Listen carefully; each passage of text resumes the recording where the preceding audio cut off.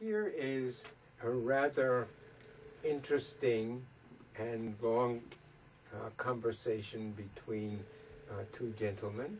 It is called The Race Question, but I think Dunbar is playing around with us again. The scene is racetrack. Enter an old colored man, seating himself. The work of the devil, show do prosper. How to do, sir? Just tolerable, thank thee, sir. How you come on? Oh, I was just a-saying how the work of the old boy do prosper. Doesn't I frequent the racetrack? No, sir, no, sir. I is Baptist myself, and I allow that it's the devil's doing that he's going to the racetrack. Wouldn't be here near today, but I got a boy named Jim, and that's long gone in sin, and he's going to ride one of them horses. That boy, I just certainly has talked to him and labored with him night and day, but it was always in vain, and I's afeard that the day of his reckoning is at hand. I ain't never been interested in racing. You don't suppose I've been dead all my life, does you? Well, you is laughing at. What you laughing at? Excuse me, you understand what I mean? You don't go giving old man time to explain himself. What I mean is that there has been days when I walked in the council of the ungodly and sat in the seat of the sinners. And long about them times I did take over most vainly strong to racing. How long has that been? Oh, that was way back before I got religion, more than 30 years ago, though. But I's on my own, and I's fell from grace several times since. Yes, sir, I used to ride, and I never forget the day when my old Master Jack put me on old June Boy and his black gelding, and he says to me, see here, sir, he says, if you don't ride the tail off of Colonel Scott's mare, no quit. I's gonna lair up you till you can't set in the saddle no more. Hiya, hiya, I said. Oh, master, I was a mighty handful for a joke. But I knowed he wasn't going to do nothing to me. Did I win? Why, what you expect I's doing here if I hadn't win? Why, if I had let that Scott mare beat my June boy, I'd have drowned myself in Bullskin Creek. That's what I'd have done. Yes, sir, I winned way at the finish. I come down the track like it was the Judgment Day, and I was the last one up. If I didn't race that mare's tail clean off, I allow as how I'd made him do some kind of switching. And after that, my wife, Mandy, she married me. Ha-ha, yes, she did. And I ain't been much on holding the reins since. 'Cause, well, she sure is a-coming in up and a woman that boy Jim. And Jim, that's my boy, you nasty, buttered little rascal, I said to him.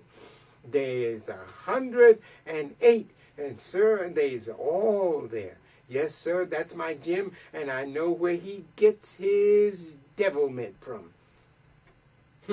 Well, what's the matter with that boy? Why, he just hunches himself up on that saddle right.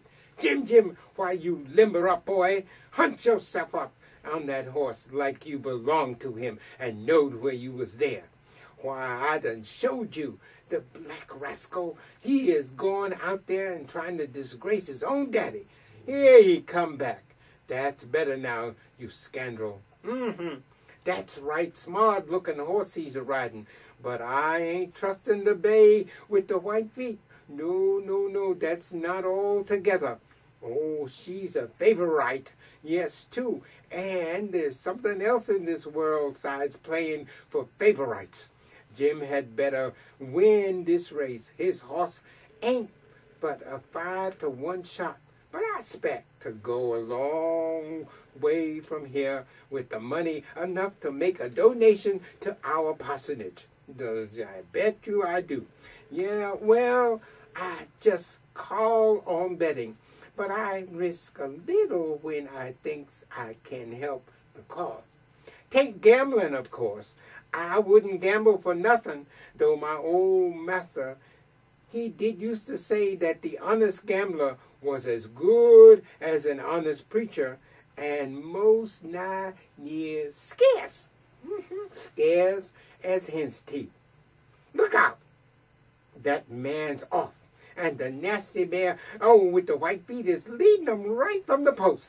I knowed it, and I had my eye on her all the time. Oh, Jim, why didn't you get in better way back from the start? Oh, there's the gong.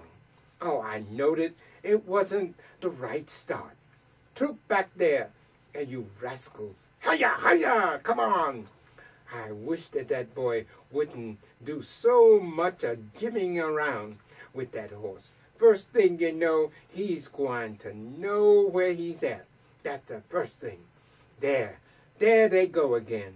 It showed this time. Oh, better, Jim, better. There, didn't leave you this time. Hug that bear mare. Hug her close, boy. Don't press that horse yet. Holding back is a lot of the things. He's gaining. Doggone my cats, he's gaining on that horse, and he is going, he's steady her, and like a rocking chair, he's holding on. Jim was always a good boy. Confound those specs. I can't see the scarcely. Oh, here they come. There's neck and neck, and I see 'em. Now I see them, and Jimmy's a-riding like, ho-ho! I like to said something. Oh, that bay mare. Oh, she's doing her best. She is doing her best. They's turned the corner and stretch and still see her sawing. Oh, let her out, Jimmy, let her out. That boy is done throwed the reins away. Come on, Jimmy, come on. He's leading by a nose. Come on, I tell you, you black rapscallion. Come on, give him hell, Jimmy, give him hell. Oh, under the wire and the lengths ahead. Doggone my cats, wake me up when the other horses come in. No, sir, I ain't going to say nothing longer. No, I'm going on. And I don't approve of racing, and I was going round to see this here bookmaker, and then I was going directly home, 'cause I is a Baptist myself, and I don't approve of no such doings.